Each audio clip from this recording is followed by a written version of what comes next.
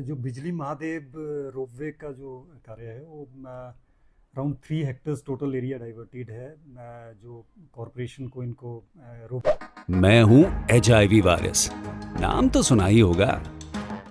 मैं एक साथी से दूसरे साथी तक 4 मुख्य तरीके से पहुंच सकता हूं। HIV संक्रमित व्यक्ति के साथ बिना कॉन्डम सेक्स करने से, एक ही सुई व सिरिंज का साझा उपयोग करने से, HIV संक्रमित खून चढ़ाने से और HIV संक्रमित मां से उसके बच्चे को। मेरे बारे में जानने के लिए 1097 पर कॉल करके सवाल किया गया। हिमाचल प्रदेश राज्य एड्स नियंत्रण समिति द्वारा जनहित में जारी बनाने के लिए है।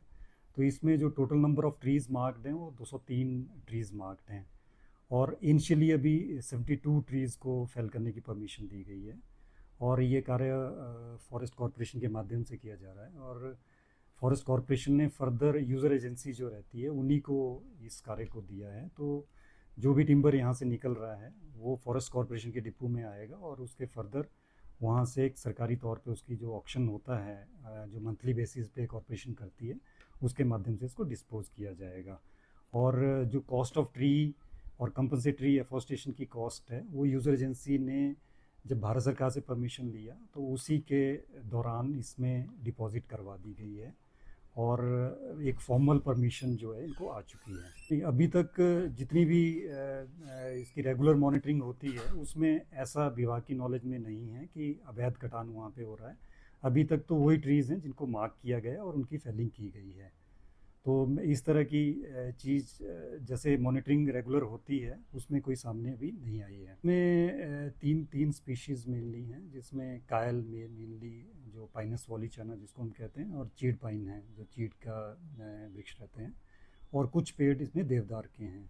तो इनिशियली अभी जो प्रिडोमिनेंट ट्रीज़ की जो फेलिंग चल रहा है उसमें कायल और चीड़ के ज़्यादा हैं। सर्वप्रथम तो ये बात करना चाहूँगा कि मैं रघुनाथ जी के प्रथम सेवक होने के नाते, छड़ी बरदार होने के नाते देव संस्कृति से भी जुड़ा हूँ और मुझे इस प्रकार से खबर आई और मैंने पढ़ा भी देखा भी कि वहां पर हरा भरा जंगल जो देवता के साथ लगता है और देवता ही के एरिया में है उसमें कटान हुआ और करोड़ों की लकड़ी काट दी। और किस प्रकार से हरे, जब एक तरफ हरे सरकार कहती है हरे पेड़ नहीं काट सकते, वो हरे भरे जंगल उजाड़ दिया।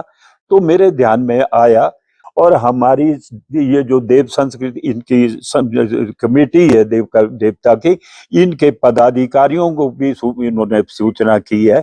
ऐसा मुझे ऐसा लगा कि मैं पीछे रह जाऊंगा तो फिर किस प्रकार से वहां देव संस्कृति की प्रोटेक्शन होगी। अपने लोगों से भी कहना है और उनसे भी बात करनी है कि भाई आप क्या कर रहे हैं।